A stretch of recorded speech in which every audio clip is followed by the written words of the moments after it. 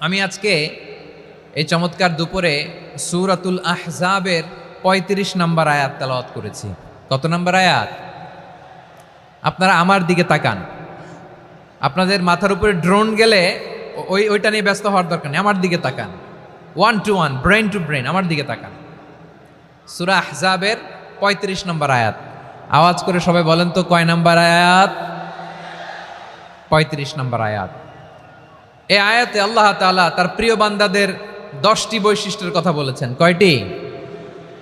আজকে এই 10টি বৈশিষ্ট্য নিয়ে আমরা আলোচনা করব। আল্লাহ তাআলা কাদেরকে পছন্দ করেন? আমরা আল্লাহ তাআলার প্রিয় ভাজন, প্রিয় বান্দা হতে চাই কি চাই না? বলেন তো। চাই।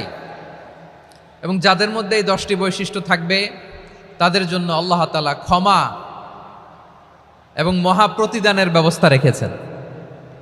এই 10টি গুণ যাদের মধ্যে থাকবে তাদের জন্য আল্লাহ তাআলা ক্ষমা এবং মহা প্রতিদানের ঘোষণা দিয়েছেন। সুবহানাল্লাহ বলেন।